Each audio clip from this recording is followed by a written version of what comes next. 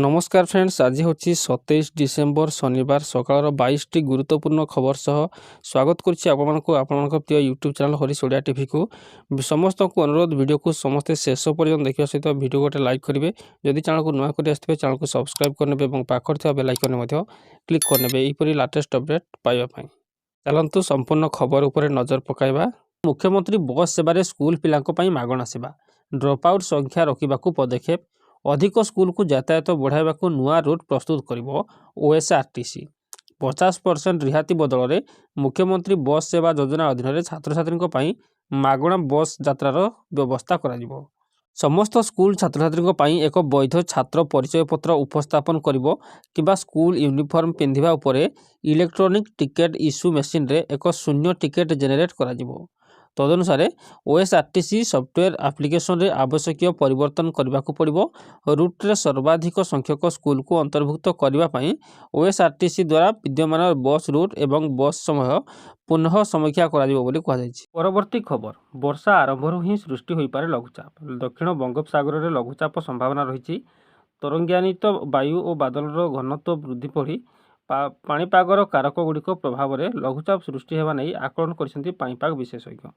लघुचाप प्रभाव में राज्यर किसी अंचल में हालुकारु मध्यम धरण वर्षा हो पारे। आज राज्य में बढ़ शीत। एक सप्ताह धरी हाड़भंगा शीत अनुभव हो। समतल और पहाड़िया अंचल में थंडार 3 डिग्री रे थरिबे लोके। यह अंचल गुड़िक 2 डिग्री पर्यंत राति तापमात्रा ह्रास पाइबा संभावना रही। तासह राज्य में पारद तलमुहा रही बेले विलंबित राति घन कुहुड़ी माड़ी आसुची। शीतर प्रभाव को घन कुहुड़ी आहरी तीव्र करुछि। आंचलिक पाणीपाग केन्द्रर अलर्ट अनुसार नुआ वर्ष पर्यंत राज्य में शीतर प्रकोप लगी रहिबो। आसंता 4 दिन पर्यंत घन कुहुड़ी को नहीं चेतावनी जारी होइछि। आसंता काली सकाळ पर्यंत कंधमाल, कोरापुट, ढेंकानाल, खोर्धा, सुंदरगढ़ जिलार अनेक स्थान में घन कुहुड़ी नहीं चेतावनी जारी होइछि। दृश्यमान दूरता 50 मीटर भी कम रहिबो। परवर्ती खबर, आमर लक्ष लक्ष झीलों गुरुत्वपूर्ण एवं आश्वस्तिकर खबर। कौन सी झीर शिक्षा केवल घर ठारू दूर किंबा सुरक्षित बासस्थान अभाव जो बाधाप्राप्त होना। केंद्र सरकार देशर प्रत्येक जिले में बालिका छात्रावास निर्माण पर एक योजनार काम करुछंती। यह ग्रामीण दुर्गम एवं पछुआ अंचल छात्र छात्री को सीधासलख लाभ देव। सरकार विश्वास करती जे जदि झील मान शिक्षा सुरक्षित एवं सुलभ गृह उपलब्ध हुए तेबे सेमाने कॉलेज एवं विश्वविद्यालय सहजरे प्रवेश करें। यह योजना को झील मान अंशग्रहण वृद्धि करने गुरुत्व बोली विवेचना कराए। विशेषकर विज्ञान, प्रजुक्तिविद्या, इंजीनियरिंग एवं गणित भली विषयगुड़िक केंद्र शिक्षा मंत्रालय यह योजना एक प्रस्ताव प्रस्तुत करिछि एवं यहाकू अर्थ मंत्रालय को दाखल करने को प्रस्तुत होउछि। विश्वास करा जाउछि जे यह योजना 2026 साधारण बजेट रे आनुष्ठानिक भाव में घोषणा करा जाय पारे। जदि अनुमोदन करा जाए तेबे सारा देशर प्राय 700 रु 800 जिले में नूतन बालिका छात्रावास निर्माण करा जिवो। यह छात्रावास गुड़िक नियमित महिला छात्रावास ठारू पृथक हेबो। परवर्ती खबर, बढ़िला एसओजी जवान और अधिकारी भत्ता। स्पेशल ऑपरेशन ग्रुप एसओजी जवान और अधिकारी रिक्स अलाउंस वृद्धि घोषणा कले मुख्यमंत्री मोहन चरण माझी। चलित डिसेम्बर रु 25,000 टंका पर्यंत बढ़ भत्ता। नक्सल दमन अभियान रे प्रत्यक्ष भाव नियोजित एसओजी ऑफिसर माने मासिक सर्वाधिक 25,000 टंका, सुबेदार और डेपुटी सुबेदार माने 24,000, हाबिलदार 20,000, कनेस्टेबल और सिपाही माने मासक 16,000 टंका भत्ता पाइबे। सेहीपरि एसओजी एईटीआरसी अधिकारी और कर्मचारी माने प्रत्यक्ष भाव में अभियान रे सामिल होई नथिले मध्य ट्रेनिंग और अन्य ड्यूटी रे थिले मासिक सर्वाधिक 12,000 टंका भत्ता पाइबे। डिस्ट्रिक्ट वॉलंटियर फोर्स कर्मचारी 10,000, एसआईडब्ल्यू स्पेशल इंटेलिजेंस विंगर कर्मचारी 20,000 टंका भत्ता घोषणा करिसेंती मुख्यमंत्री। एसओजी चंदकार नुआ प्रशिक्षण और ब्रीफिंग केन्द्र एवं अत्याधुनिक आतंकवाद विरोधी प्रशिक्षण केन्द्रर उद्घाटन अवसर में मुख्यमंत्री यही घोषणा करिसेंती। एथिरे एका समय 400 जवान को तालीम देई हेबो।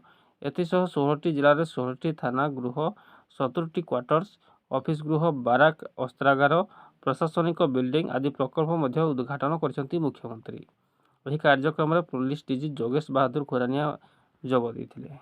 परवर्ती खबर, राष्ट्रपति द्रौपदी मुर्मू आज राष्ट्रपति भवन में आयोजित एक समारोह में सांताली भाषा भारतर संविधान उन्मोचन करिसेंती।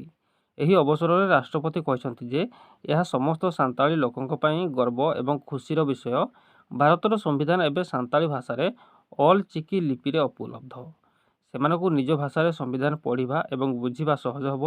ଏହି ଅବସରରେ ଉଦ୍ବୋଧନ ଦେଇ ରାଷ୍ଟ୍ରପତି କହିଛନ୍ତି ଯେ ସମସ୍ତ ସାନ୍ତାଳୀ ଲୋକଙ୍କ ପାଇଁ ଗର୍ବ ଏବଂ ଖୁସିର ବିଷୟ ଯେ ଅଲ୍ ଚିକି ଲିପିରେ ଲିଖିତ ଭାରତର ସମ୍ବିଧାନ ଏବେ ସାନ୍ତାଳୀ ଭାଷାରେ ଉପଲବ୍ଧ ହୋଇଛି। ଏହା ସେମାନଙ୍କୁ ନିଜ ଭାଷାରେ ସମ୍ବିଧାନ ପଢ଼ିବା ଏବଂ ବୁଝିବା ପାଇଁ ସକ୍ଷମ କରିବ। ରାଷ୍ଟ୍ରପତି କହିଛନ୍ତି ଯେ ଚଳିତ ବର୍ଷ ଆମେ ଅଲ୍ ଚିକି ଲିପିର ଶତବାର୍ଷିକ ପାଳନ କରୁଛୁ।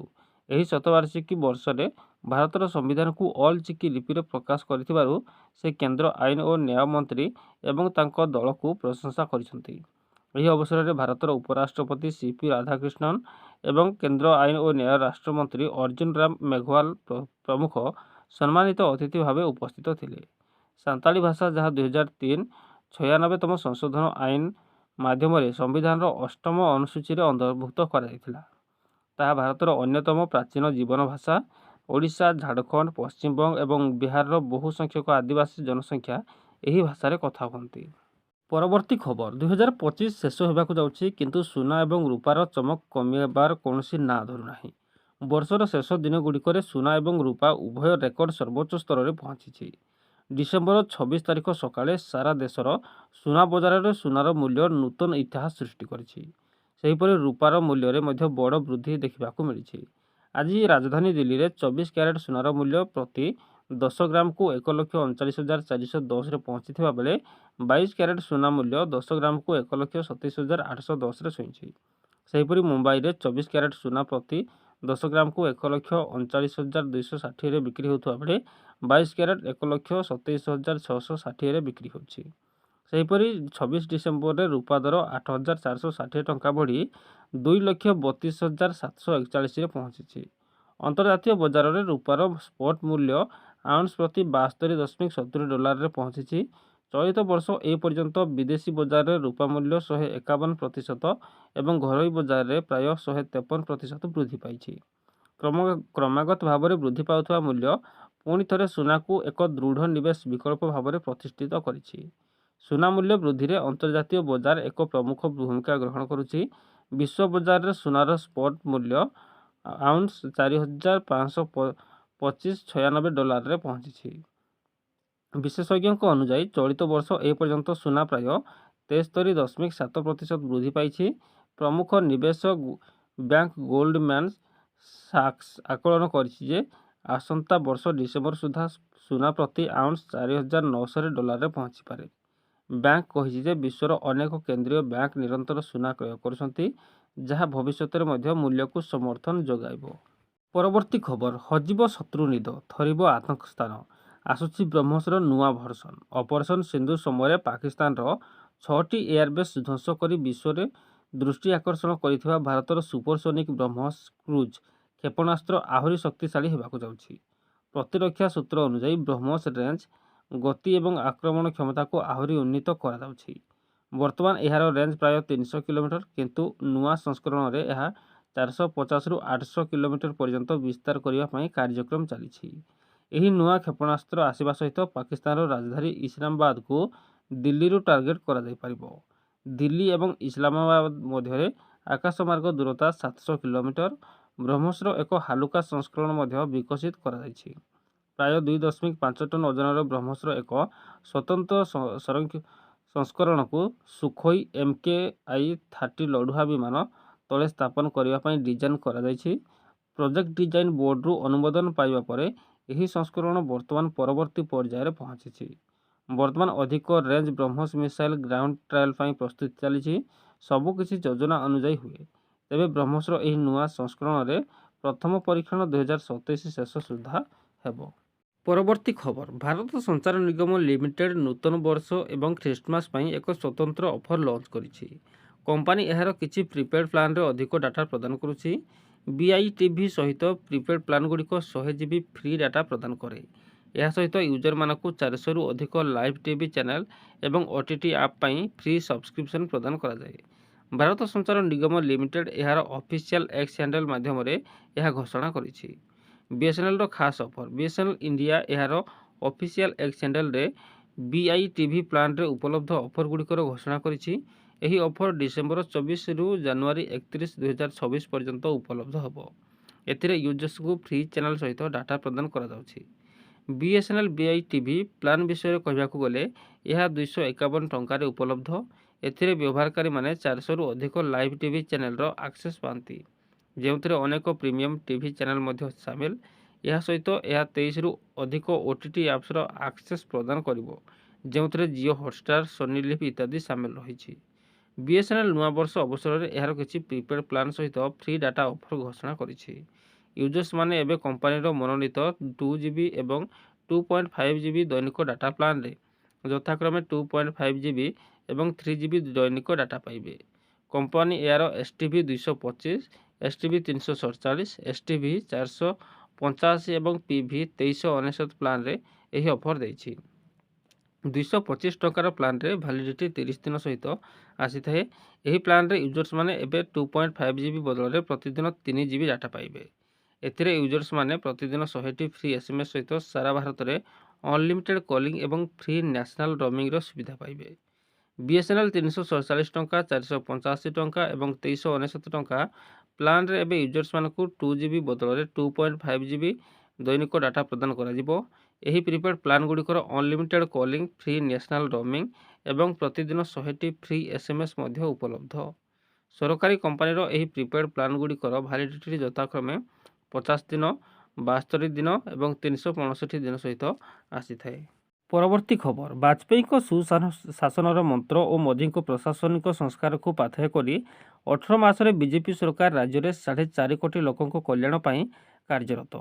आज ओयूएटी कृषि शिक्षा सदन में सुशासन दिवस तथा पूर्वतन प्रधानमंत्री भारत रत्न स्वर्गत अटल बिहारी वाजपेयी राज्यस्तरीय जयंती अवसर में यह कहते मुख्यमंत्री मोहन चरण माझी। सूचना और लोक संपर्क विभाग पक्षर आयोजित यह कार्यक्रम में मुख्य अतिथि भाव जोगदे मुख्यमंत्री कहले, स्वर्गत अटल बिहारी वाजपेयी एकाधार जड़े प्रवीण राजनीतिज्ञ, कवि, लेखक और भारतीयतार दार्शनिक। राजनैतिक नीति और आदर्श से थिले श्रेष्ठ ब्रांड आंबासडर। जनसेवा और राष्ट्रसेवा को निजर धर्म भाव ग्रहण करी सामाजिक जीवन में निजक उत्सर्गित करथिले। स्वर्ण चतुर्भुज प्रधानमंत्री ग्राम सड़क योजना, सर्वशिक्षा अभियान, वित्तीय अनुशासन पाई एफआरबीएम आईन प्रणयन भली अनेक युगांतकारी पदक्षेप स्वर्गत वाजपेयी परिकल्पित। अटलजी निष्पत्ति अनुजाई भुवनेश्वर में एम्स खोल 1999 महाबात्या समय ओडिशार बंधु साजी उद्धार कार्य रिलीफ पुनर्वासर महानायक साजिते अटलजी। यही अवसर में मुख्यमंत्री सीएम डैशबोर्ड और असुवास व्यवस्था को जिला और ब्लॉक स्तर पर्यंत संप्रसारण एवं उन्नत मानर चिकित्सा सेवा और जल जोगाण तथ्य जनसेवारे समर्पित। आम साथी यूनिफाएड व्हाट्सएप चैटबोर्डर लोकार्पण करथिले। मुख्यमंत्री कहथिले जे सीएम डैशबोर्ड जरिया विभिन्न प्रकल्प और योजना गुड़िकर रियल टाइम मॉनिटरिंग करा जाई पारिबो। आम साथी यूनिफाएड व्हाट्सएप चैटबोर्ड रे 150 रु अधिक जरूरी सरकारी सेवा उपलब्ध हेबो। असुआसर संप्रसारण माध्यम एणिकी जिला और ब्लॉक स्तर में सरकारी कार्यगुड़िक पेपरलेस हेबो। यह माध्यम राज्य में सुशासनर व्यवस्था आहुरी सुदृढ़ हेबो बोली मुख्यमंत्री कहिथिले। यही अवसर में मुख्यमंत्री एक फोटोचित्र प्रदर्शनी को उद्घाटन करी बुली देखिथिले। परवर्ती खबर, गड़ुछि दिन सरुछि समय आउ मात्र 5 दिन, डिसेम्बर 31 स्मृति होइजिबो सप्तम वेतन कमिशन। केंद्रीय सरकारी कर्मचारी पाई नुआ वर्ष में नुआ आशा नहीं आसिबो अष्टम वेतन कमिशन। नुआ वेतन आयोगर बढ़िबो मासिक आय। तेबे दरमा और पेंशन वृद्धि पाई कौन रहिबो फिटमेंट फैक्टर जानतु। 50 लाख रु अधिक कर्मचारी एवं 69 लाख पेंशनभोगी वेतन में संशोधन होगाकू जाउछि। सरल भाषा में कहबाकू गले फिटमेंट फैक्टर वर्तमान मूल दरमा किंबा पेंशन रे लागू होइतिबा गुणक, जहाँ नूतन दरमा निर्धारित करिबो। अधिक फिटमेंट फैक्टर अधिक अर्थ अधिक दरमा, कम फिटमेंट फैक्टर अर्थ मामूली दरमा। यही गुणक सामान्य परिवर्तन मासिक दरमा एवं दीर्घकालीन लाभ उपर बड़ प्रभाव पकाइबो। यही फिटमेंट फैक्टर केते रहिबो ताहा एजाई स्पष्ट होई नाही। 20 रु 35% जाए बढ़िबो बोली अनुमान करा जाउछि। षष्ठ वेतन आयोग में प्राय 40% वृद्धि होइतिला। सप्तम वेतन आयोग में 23 रु 35% वृद्धि होइतिला। फिटमेंट फैक्टर रे 2.57 थिला। अष्टम वेतन आयोग में यह 2.4 रु 3.0 मध्य रही पारे। तेबे एथिपाई सरकारी कर्मचारी एवं पेंशनभोगी को अपेक्षा करने को पड़िबो। ତ କେବେ ଲାଗୁ ହେବ? ବିଶେଷଜ୍ଞଙ୍କ ଆକଳନ ଅନୁଯାୟୀ 2024 ଜାନୁଆରୀ 1ରୁ ଅଷ୍ଟମ ବେତନ କମିଶନ ଲାଗୁ ହେବ, ହେଲେ ଟଙ୍କା ମିଳିବା ବେଳକୁ ସମୟ ଲାଗିବ। 2026 ଶେଷ କିମ୍ବା 2026-27 ସମୟରେ ବର୍ଦ୍ଧିତ ଦରମା ମିଳିବ ବୋଲି ଅନୁମାନ କରାଯାଉଛି। ତେବେ ଏହି ବିଳମ୍ବ ସାଧାରଣ କଥା। ସପ୍ତମ ବେତନ ଆୟୋଗ ସମୟରେ ବି ଏତିକି ସମୟ ଲାଗିଥିଲା। ପରବର୍ତ୍ତୀ ଖବର, ଆଜି ଶୁକ୍ରବାର ଠାରୁ ଟ୍ରେନ୍ ଯାତ୍ରା ମହଙ୍ଗା ହୋଇଯାଇଛି।